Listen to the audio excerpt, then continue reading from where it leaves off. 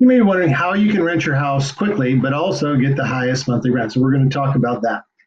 First, you want to get a professional rental analysis done by a professional property manager so they can tell you what the comparables are out there, what's currently going on in your area. So getting good, solid information, not just guessing, is a very important place to start.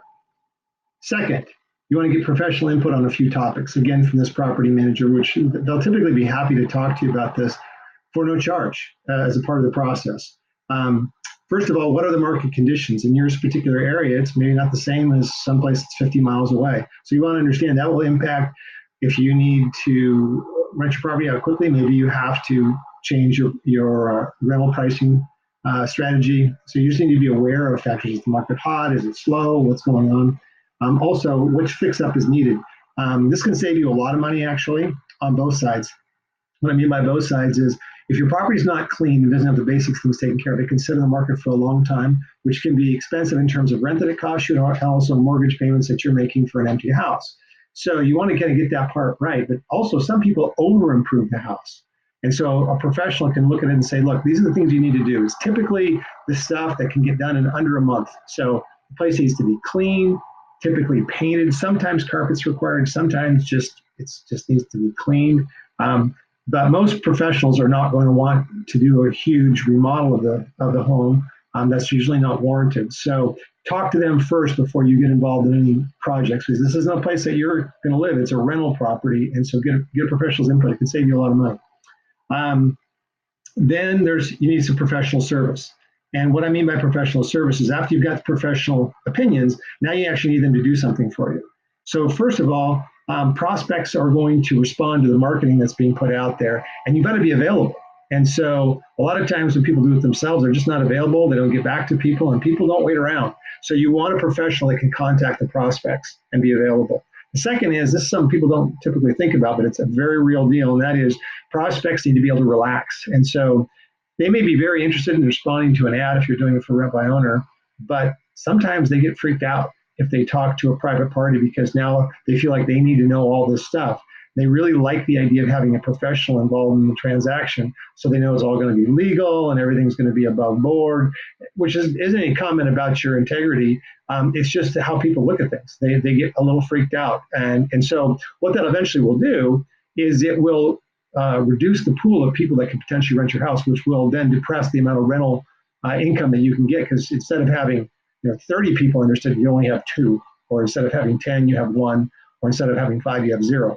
And that will mean that you have to drop your price. So a professional will pay for themselves many times over just on that aspect alone. Another thing that you want here is a professional to filter your prospects.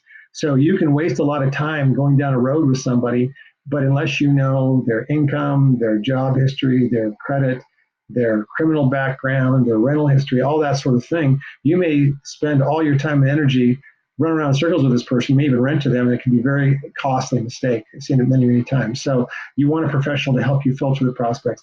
And finally, you want a professional to set you up and make sure that you don't end up with a mess in terms of contracts, because there's a lot of things you can do. There's federal requirements that you have to adhere to as far as fair housing, but there's also just things that protect your interests.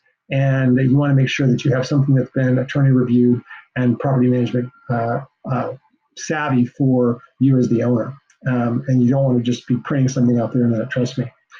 Finally, a couple of pro tips.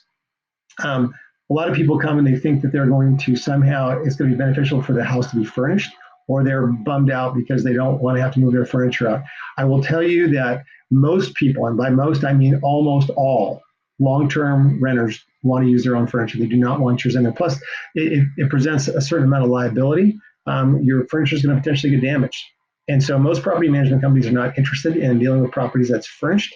So it reduces the pool of people that can help you if you insist on it being furnished. And it also is going to greatly reduce the number of people that are interested in your property, which then is going to lead, therefore, to lower rent. So my recommendation is to find an inexpensive place to store the furniture or just outright sell it.